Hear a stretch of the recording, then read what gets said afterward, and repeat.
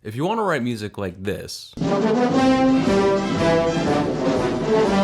your music sounds more like this, then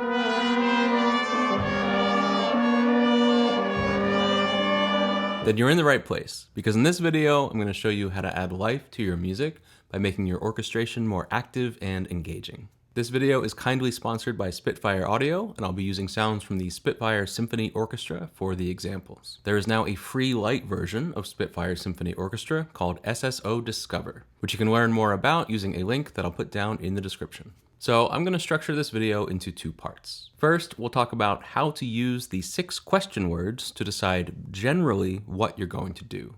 Then I'll show you 2 different concepts for how you can do it, meaning how exactly to add energy and life to your orchestral parts. The 6 question words are who, what, where, when, how, and why. Let's say we want to orchestrate the victory theme from Final Fantasy. Who means which instruments are going to play. Since it's a victory theme and it should feel triumphant, I'll put the main melody on trumpets.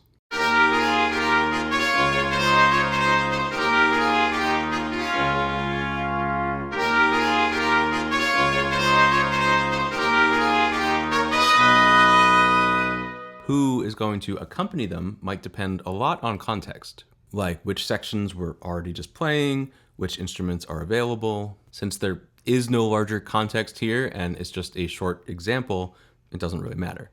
So I'll stick with brass and go with French horns, trombones, and tuba. What means what are they going to do? Do I need a counter melody, harmonic support, an ostinato? Here, I think what the low brass need to do is mostly provide harmonic support. In other words, they'll play the chords.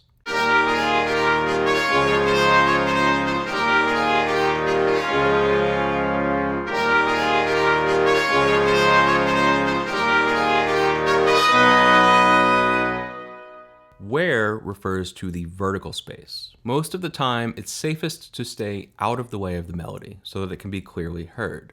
So that means either above or below. Since we're using low brass against a trumpet melody, I think it makes sense that in our example here, where will be from this D flat down. When refers to the horizontal space. Are they going to play the whole time, only for certain sections? It's an extremely important question, but one that is more meaningful in a longer piece of music. For our short example, we'll just have them play the whole time. How is what we're going to get to in more detail in the next part of the video, so hang tight. For now, my how is by breaking the chords up into a rhythmic pattern. And finally, why, which might seem like a silly question, but can actually make so many of your composition and orchestration decisions easier if you actually really think about it.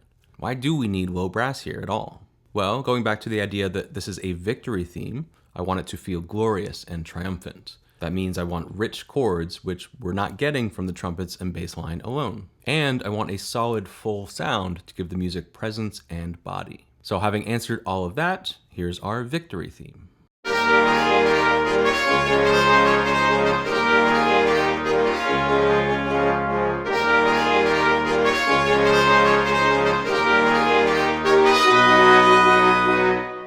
I'm not going to literally go through each of these questions like on a checklist every time I'm actually working, but I want to give you a sense of what you should generally be thinking about when you're writing accompaniment parts like this. So let's get back to that question of how. If we know our who, what, where, when, and why, how do we then add motion and interest to our parts? I'm sure you could find a million interesting ways to write background parts for an orchestra. So here, we're just going to focus on 2 broad categories that will cover many of them. They are repeating a single pitch and connecting chord tones. Repeating a single pitch is what I just did in the victory example. First, you decide how you're going to voice your chord, which is a topic for another day, and then you have some options. Let's stick with Final Fantasy. This time I'll use the Chaos Temple theme. So here's what we're starting with.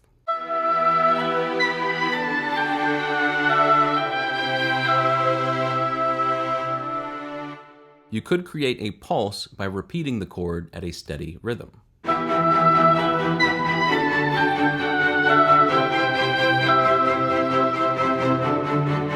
John Williams does this all the time with his French horns and trombones. Another option is to use the exact same voicing, but break it up into a rhythmic pattern.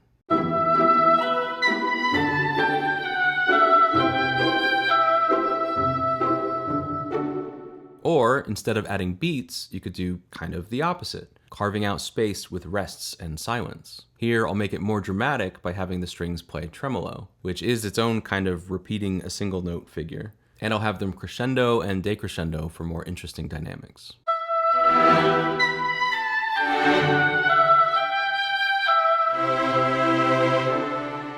Notice how in all of these examples, I'm using the same chord voicing. The actual pitch each instrument plays is exactly the same every time. It's only how they play that pitch that changes. But by adding that tiny bit of motion to the part, the music gains so much more interest and character. Another approach to create motion is by connecting different chord tones within the same space. For example, let's say we have the clarinet and English horn playing the main theme in this register.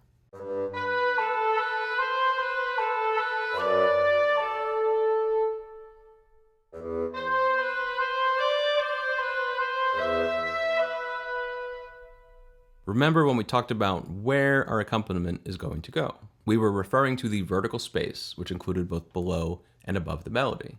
So this time, we'll voice the chord above the melody, and I'll go with flute because it has a light, airy sound.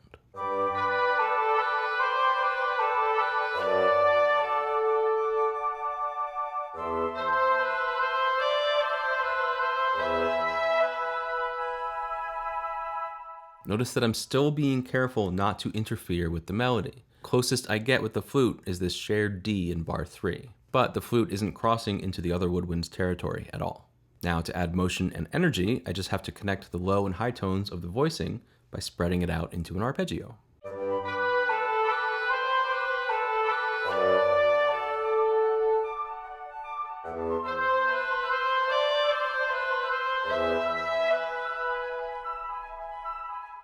Let's fill the rest of this out using our previous technique of note repetition.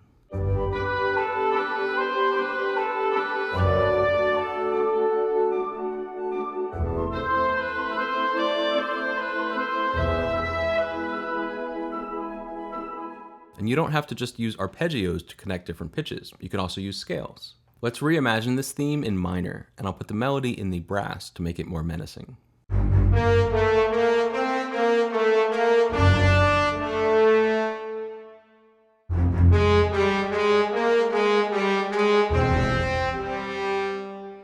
Because the melody's a bit lower, I'm going to focus on adding interest above it. And to contrast with the sounds of the brass, I'll use violins.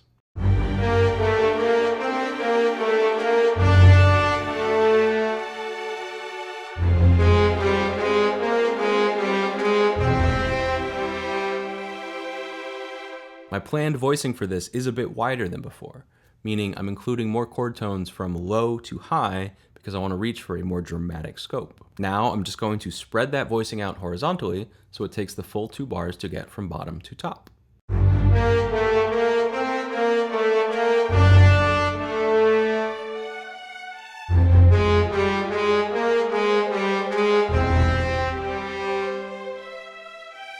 So far, this just looks like arpeggios again, but here's where the energy is going to come in. I'm going to fill in the gaps between the chord tones with scale degrees. I'll use the natural minor scale on the minor chords and the harmonic minor scale on the dominant chords.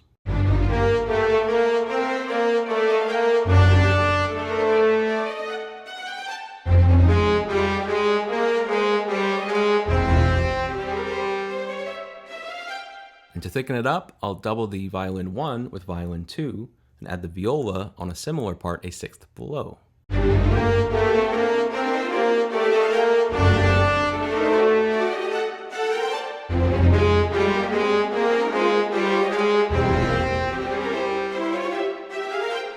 It still feels a little empty, so I'm going to make just 2 final tweaks. I'll shift the viola a quarter note later, and I'll fill the melody gap with some more motion in the bass.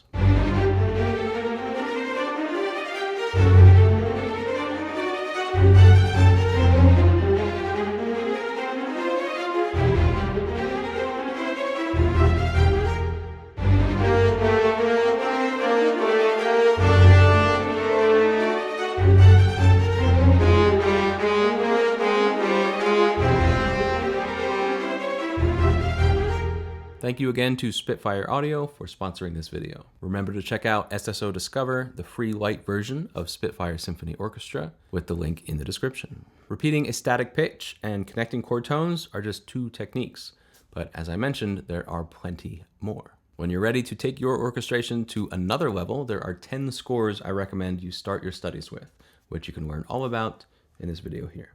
Thanks for watching. I'll see you in the next one.